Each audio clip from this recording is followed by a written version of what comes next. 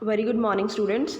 Today we are going to start our next chapter, that is chapter number 20, accounts from incomplete records, that is single entry system. So first of all, you have to know what is the meaning of single entry system. Single entry system is a system in which we will make our accounts and accounting books according to the only one aspect of transaction. We will consider only one aspect of transaction while making the account books. So like in the double entry system हमने क्या किया था, double entry system में हम दोनों aspects जो थे उनको देखते थे, ठीक है।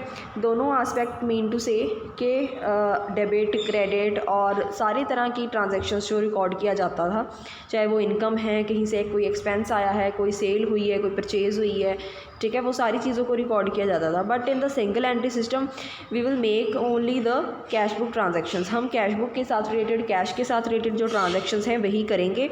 बाकी जो ट्रांजैक्शंस हैं लाइक जो एक्सपेंसेस की हैं, इनकम्स की हैं, वो बाकी के जो नॉमिनल अकाउंट्स हम प्रिपेयर करते थे वो यहाँ पे प्रिपेयर नहीं होंगे।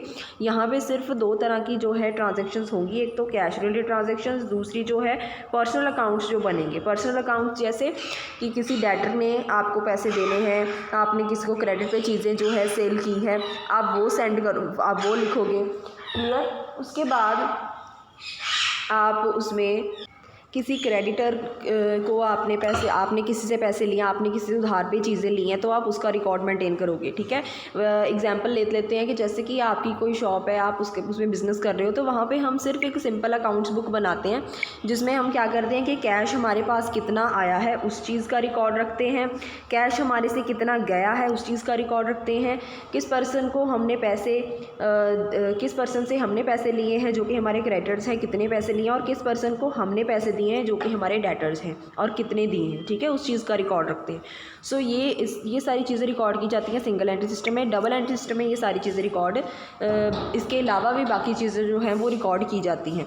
अब डबल एंट्री सिस्टम का आपको यहाँ पे लिखा है कि सिंगल एंट्री सिस्टम जो है उसमें हम किसी तरह के भी रूल्स वगैरह जो है वो फॉलो नहीं करते हैं जो कि हम डबल एंट्री सिस्टम में करते हैं। वही चीज़ आपको यहाँ पे लिखी है कि in the double entry system both the aspects of transactions जो हैं उनको रिकॉर्ड किया जाता है and both the aspects of transactions जो हैं वो रिकॉर्ड नहीं किए जाते हैं इन द सिंगल एंट्री सिस्टम में।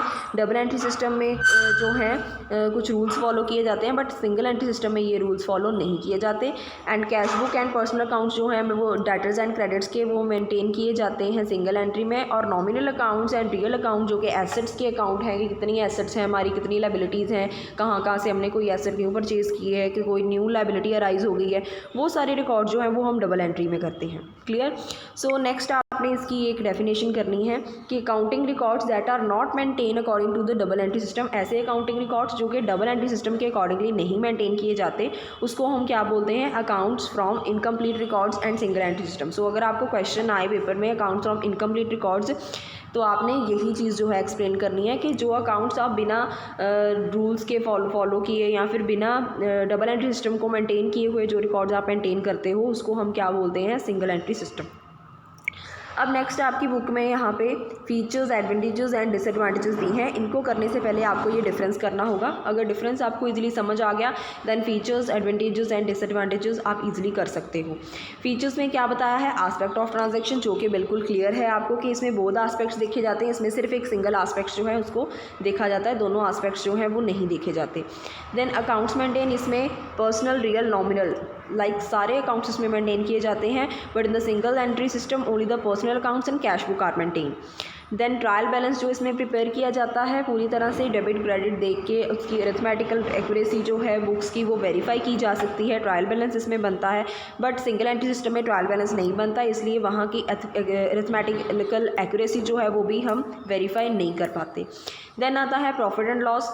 अब क्योंकि डबल एंट्री सिस्टम में हर एक तरह के रूल्स फॉलो होंगे, ट्रायल बैलेंस भी बन रहा है, तो ऑब्वियसली यहाँ से प्रॉफिट एंड लॉस भी बनेगा एंड P&L की हेल्प से हम net profit and net loss easily जो है फाइंड आउट कर सकते हैं।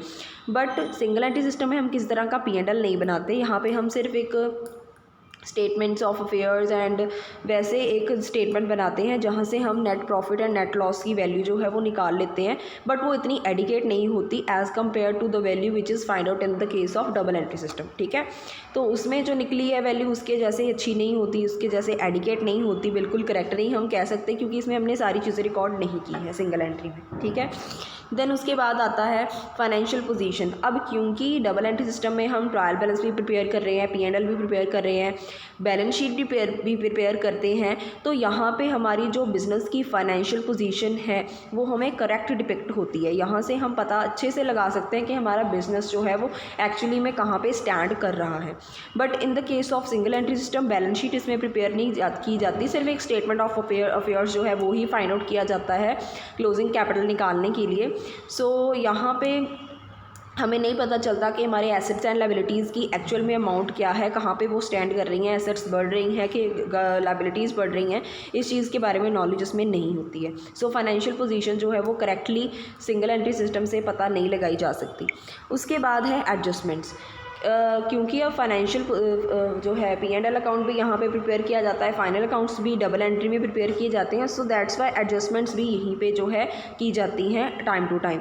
बट अगर हम सिंगल एंट्री सिस्टम में सिर्फ एक स्टेटमेंट ऑफ अफेयर्स नाम की एक स्टेटमेंट बना लेंगे, कोई P&L नहीं प्रिपेयर करेंगे, ना कोई ट्रायल बैलेंस प्रिपेयर करेंगे, ना कोई बैलेंस शीट प्रिपेयर करेंगे, फिर एडजस्टमेंट कहाँ से करेंगे। सो यहाँ पे किसी तरह की प्रोविज़न नहीं होती है एडजस्टमेंट्स करने के लिए। इसलिए क्यों नहीं प्रोविज़न रखी जाती, क्योंकि ये अकाउंट्स अपने आप में ही पहले इनकम्प्लीट हैं। देन उसके बाद यूज़, जो कि डबल एंट्री सिस्टम के अकॉर्डिंगली रिकॉर्ड्स बनाए जाते हैं वो बिल्कुल सही होते हैं, करेक्ट होते हैं, रिलायबल होते हैं एंड रूल्स के अकॉर्डिंगली बनाए होते हैं, इसलिए ये सभी के द्वारा यूज़ किए जाते हैं। ऑन द अदर हैंड जो सिस्टम सिंगल एंट्री सिस्टम के अकॉर्डिंगली जो हम रिकॉर्ड्स बना रहे हैं वो सिर्फ एक small businesses and small institutions के द्वारा ही यूज़ किए जाते हैं। बिग बिजनेसमैन्स और बिग जो है इंडस्ट्रियलिस्ट वो इसको फॉलो नहीं करते, क्योंकि जो स्मॉल बिजनेसेस होते हैं वो ही उन्हें सिर्फ इसी चीज़ से मतलब होता है कि उनके पास कितना कैश आया, कितना गया है, एक्चुअली उसको मतलब अपने प्रॉफिट से होता है, तो वो उसी के अकॉर्डिंगली सिंगल एंट्री सिस्टम ही मेंटेन करते हैं। आपने भी देखा होगा आपकी लोकेलिटीज़ में जितने भी कोई छोटे मोटे दुकानदार हैं उन्होंने एक खाता बुक मेंटेन की होती है, उसमें वो वही चीज़ें लिखते हैं कि कहाँ से कैश आया है, कहाँ कैश गया है, किस पर्सन को उन्होंने पैसे देने हैं और किस पर्सन से उन्होंने पैसे लेने हैं। नेक्स्ट उसके बाद है, अब सारी ये चीज़ें पढ़ने के बाद आपको एक चीज़ तो क्लियर ही होगी कि ऑथेंटिक सिस्टम कौन सा है, डबल एंट्री सिस्टम ऑथेंटिक है, क्योंकि इसको ऑथेंटिसिटी कोड के द्वारा दी गई है। एंड दूसरी साइड पे जो हमारा है that is single entry system, the court doesn't consider this system as authentic. Court ने इसको जो है ऑथेंटिक जो है क्लियर नहीं कहा है, ऑथेंटिक नहीं माना है, क्योंकि इसमें इनकम्प्लीट रिकॉर्ड्स होते हैं, अकाउंट्स प्रॉपरली मेंटेन नहीं किए जाते। So this was all about it's difference. अब अगर आपको डिफरेंस क्लियर हो गया तो आप इसके एडवांटेजेस, डिसएडवांटेजेस एंड साथ साथ इसके फीचर्स भी आराम से बना सकते हो। फीचर्स में फर्स्ट पॉइंट है सूटेबिलिटी। जैसे कि हमने पहले बोला कि जो स्मॉल स्केल बिजनेस हैं उनके लिए सूटेबल है ये। नो यूनिफॉर्मिटी, किस तरह की यूनिफॉर्मिटी नहीं रहती, बिल्कुल नहीं रहेगी यूनिफॉर्मिटी, क्योंकि यहाँ पे हम कोई रूल्स जो है वो फॉलो नहीं कर रहे हैं। दूसरा है मेंटेनेंस ऑफ पर्सनल अकाउंट्स, यहाँ पे सिर्फ पर्सनल अकाउंट्स जो है वो मेंटेन किए जाते हैं, रियल एंड नॉमिनल अकाउंट से कोई मतलब नहीं है। नेक्स्ट क्या है, मेंटेनेंस ऑफ कैश बुक, के यहाँ पे कैश बुक प्रिपेयर की जाती है, बिल्कुल की जाती है, जिसमें पर्सनल ट्रांजैक्शंस भी साथ साथ मिक्स की जाती हैं। देन उसके बाद डिपेंडेंस ऑन ओरिजिनल वाउचर्स, यहाँ पे ना हम ओरिजिनल वाउचर्स के ऊपर डिपेंड रहते हैं। ओरिजिनल वाउचर्स मतलब जो ओरिजिनल बिल्स होते हैं, क्योंकि हम यहाँ पे एक छोटी छोटी चीज़ को अकाउंट्स में रिकॉर्ड नहीं करते। हमने जो भी अपनी लमसम अमाउंट को भी ऐड करनी है, लाइक कोई परचेज़ हुई है या फिर किसी से कितना पैसा आया और कितना पैसा गया है, वो सिर्फ हम कहाँ से पता लगा लेते हैं, अपने जो ओरिजिनल वाउचर्स होते हैं वहाँ से इन्फॉर्मेशन कलेक्ट की जाती है। उन्होंने यहाँ पर लिखा भी है, original vouchers are scrutinized for collection of information. जो ओरिजिनल वाउचर्स हैं उनको छांट के रख लिया जाता है इन्फॉर्मेशन निकालने के लिए, इन्फॉर्मेशन को कलेक्ट करने के लिए, कि कितनी क्रेडिट सेल हुई है, कितना मतलब क्रेडिट परचेज हुई है। ये सारी चीज़ें जो हैं इनवॉइस से, बिल से जो है वो देखी जाती हैं, वहीं से रिकॉर्ड कर ली जाती हैं सीधी, बार बार अकाउंट्स को रिकॉर्ड नहीं किया जाता। देन उसके बाद आ जाता है difficulty in preparation of final accounts.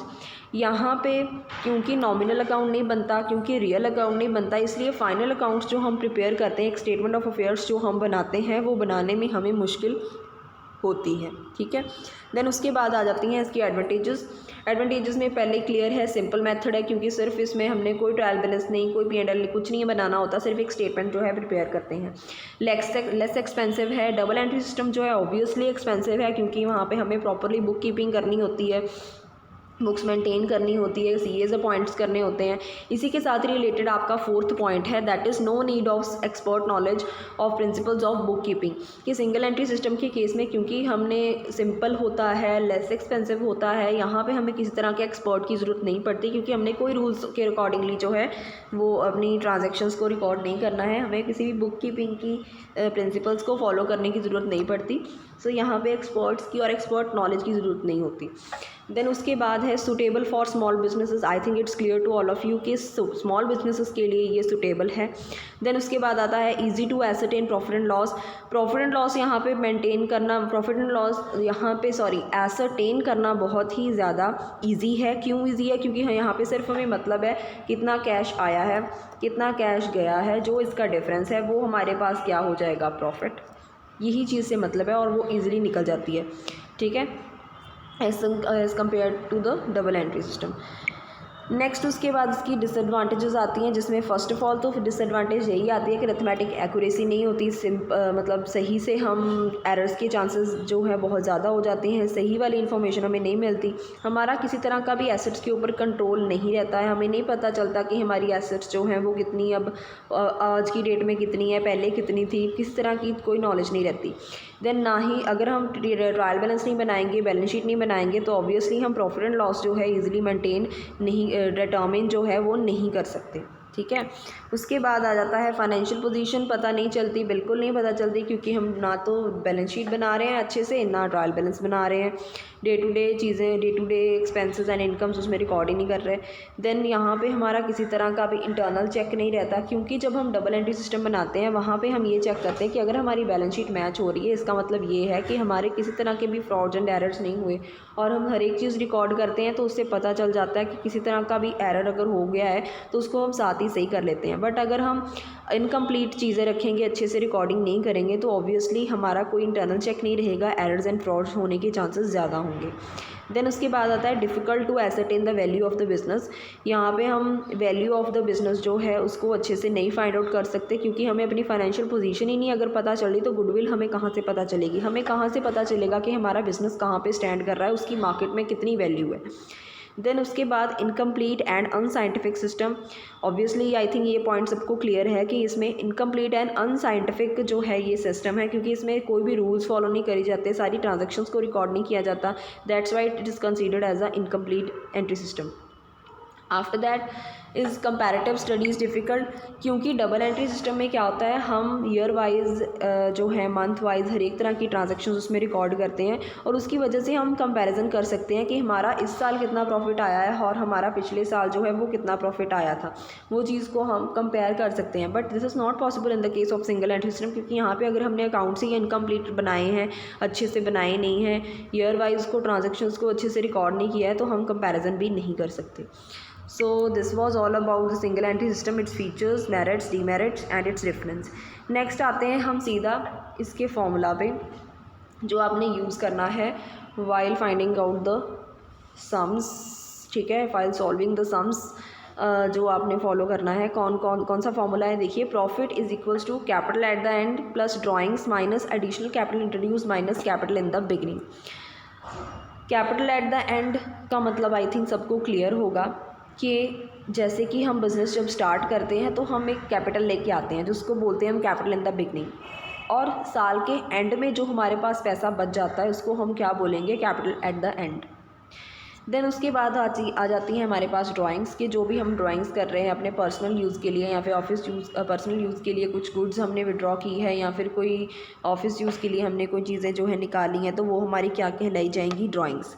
And additional capital, ज़रूरी नहीं है कि हमने सिर्फ बिज़नेस स्टार्ट करने के लिए एक बार ही कैपिटल लेके आए हैं, हम बीच में एडिशनल कैपिटल भी जो है इंट्रोड्यूस कर सकते हैं, so that is called as additional capital. So ये हमने फार्मूला यूज़ करना है प्रॉफिट को फाइंड आउट करने के लिए। क्या फार्मूला है, capital at the end plus drawings minus additional capital and minus capital in the beginning. यही हमने ये फॉर्मूला यूज़ करते हुए ये जो स्टेटमेंट ऑफ P&L अकाउंट है ये बनानी। यहाँ पे हम अकाउंट नहीं बनाते, यहाँ पे हम स्टेटमेंट बनाते हैं। तो ये क्या है, statement of profit and loss for the year ended, जो भी हमें दिया होगा ये है उसका परफॉर्मा ऐसा कुछ नहीं है, स्टेटमेंट ही है। एक साइड पे हमने पर्टिकुलर्स लिखने, एक साइड पे हम अमाउंट लिखेंगे। First is given is capital and the end is written in the, यहाँ पे लिखी जाएगी। And after that we will write the drawings जो भी आपकी क्वेश्चन में दी होंगी। देन लेस करेंगे एडिशनल कैपिटल अगर इंट्रोड्यूस हुई है, उसको लेस करने के बाद जो हमारे पास एक कैपिटल आती है उसको हम क्या बोलते हैं, एडजस्टेड कैपिटल। अब जब तक हम उसमें से capital in the beginning less नहीं करेंगे हमारी प्रॉफिट एंड लॉस की अमाउंट नहीं आएगी। सो एडजस्टेड कैपिटल में से हमने capital in the beginning less करनी है। After that we will get the profit और loss whatever it is. So this is the main proforma and the formula which we will use while doing the illustrations. So सबसे पहले first illustration आपकी book में दी हुई है जिसमें आपको दिया हुआ है capital on 1 April 2018 and capital on 1 अप्रैल 2019, जिसको देख के पता चल रहा है जो कि 2018 की है वो हमारी क्या होगी, ओपनिंग कैपिटल, एंड जो 2019 की है वो हमारी क्या होगी, क्लोजिंग कैपिटल।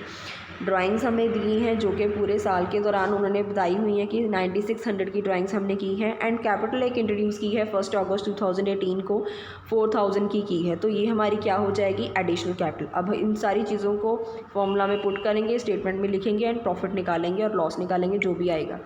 सबसे पहले क्या है, कैपिटल एट द एंड लिखेंगे, दैट इज़ 33,800। इस चीज़ में कंफ्यूज नहीं होना, पहले कैपिटल एट द एंड लिखेंगे, ओपनिंग कैपिटल नहीं लिखेंगे।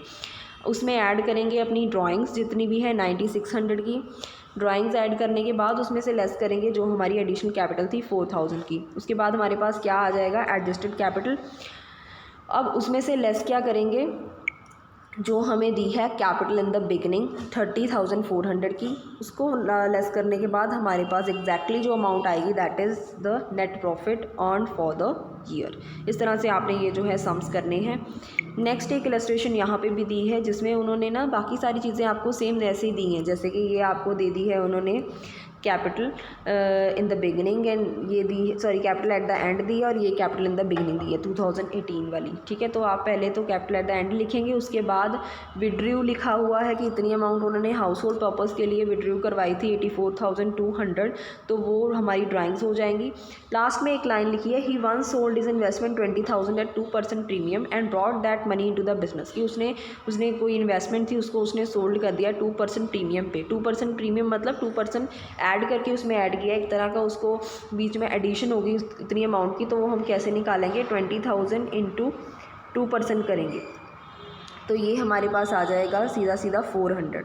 तो ये 400 की अमाउंट जो है वो हम 20,000 में ऐड करेंगे जो कि हमारी अमाउंट बन जाएगी 20,400। और ये हमारी क्या है, क्योंकि यहाँ पे लास्ट में लाइन लिखी है and brought that money to the business, इसका मतलब क्या है कि वो कैपिटल की फॉर्म में वो मनी लेके आया है अपने बिजनेस में। सो हमारी एडिशनल कैपिटल क्या होगी, 20,400, ठीक है।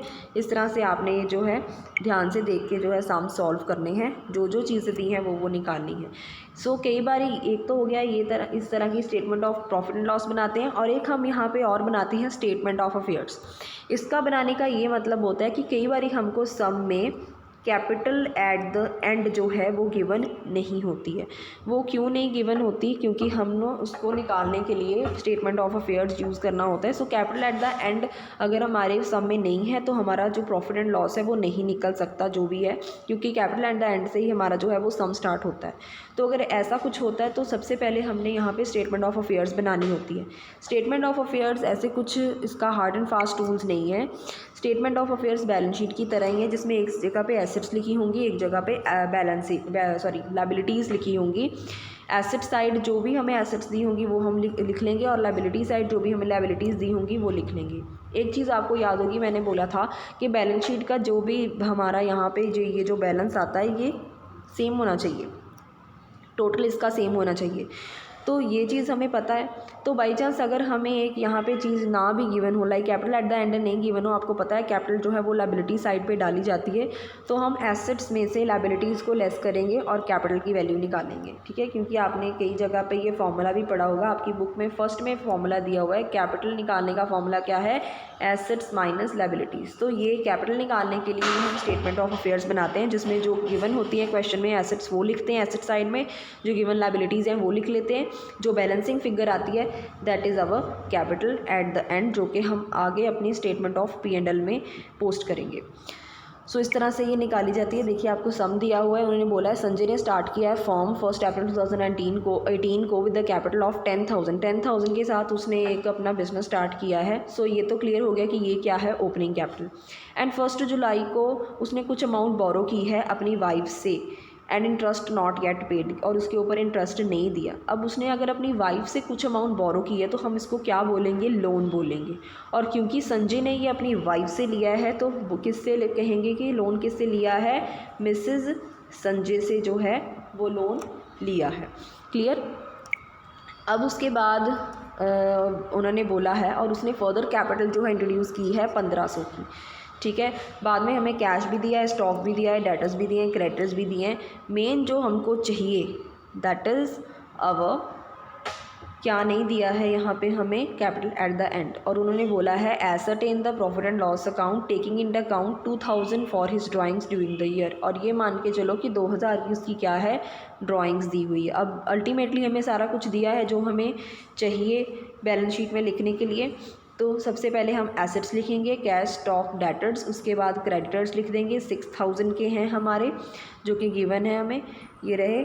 एंड उसके बाद हम लिखेंगे जो हमने मिसेस संजय से लोन लिया है, संजय ने जो अपनी वाइफ से लोन लिया है 4000 का, और उसके ऊपर उसने अभी तक इंटरेस्ट अगर नहीं पे किया है तो वो इंटरेस्ट भी निकालेगा। 4000 जो है उसके ऊपर जो है 9% जो है इंटरेस्ट हम निकालेंगे, वो हमारा आ जाएगा 270, ठीक है। तो वो उसमें ऐड कर देंगे। उसके बाद ये जो जितनी एसेट्स है 17,000 इसका टोटल आया, 17,000 ही यहाँ लिखेंगे, बाकी की अमाउंट इसमें से लेस कर देंगे। 17,000 माइनस 6,000 एंड 4,270, बैलेंसिंग फिगर हमारे पास आ जाएगी 6,730, जो कि हमारी कैपिटल है। तो ये हमारी क्या बन जाएगी, कैपिटल एट द एंड, जो कि यहाँ आपको दी हुई है। तो ये हम यहाँ पे रिकॉर्ड करेंगे। यहाँ पे कोई और बेटा ड्राइंग्स वगैरह हमने कुछ ही नहीं डालना है, यहाँ पे सिर्फ जो एसेट्स वगैरह दी हैं वो डालेंगे। अब उसके बाद यहाँ पे लिखेंगे कैपिटल एट द एंड, जो कि हमने अभी निकाली है 6,730। Capital introduced during the year, जो उसने एडिशनल कैपिटल दी है वो लेस कर देंगे। ये हम किस तरह भी कर सकते हैं, बस ये फॉर्मूला के अकॉर्डिंगली होना चाहिए। ज़रूरी नहीं है कि पहले हमने ऐड वाली चीज़ें लिखनी है, पहले हमें लेस वाली चीज़ें लिखनी है। तो यहाँ पर उन्होंने एडिशनल कैपिटल जो है वो लेस कर दी है, उसके बाद ड्राइंग्स को ऐड कर दिया है, then capital in the beginning less कर दी है, और नेक्स्ट हमारे पास निकल के क्या आ गया है, नेट लॉस, ठीक है। इस तरह से हमने ये जो है सम्स जो है सॉल्व करने हैं। अब आपकी बुक में जो भी इलस्ट्रेशंस एंड जो भी प्रैक्टिकल प्रॉब्लम्स इसके साथ की दी हैं उन्हें सॉल्व कीजिए। In case of any doubt contact me. Thank you so much.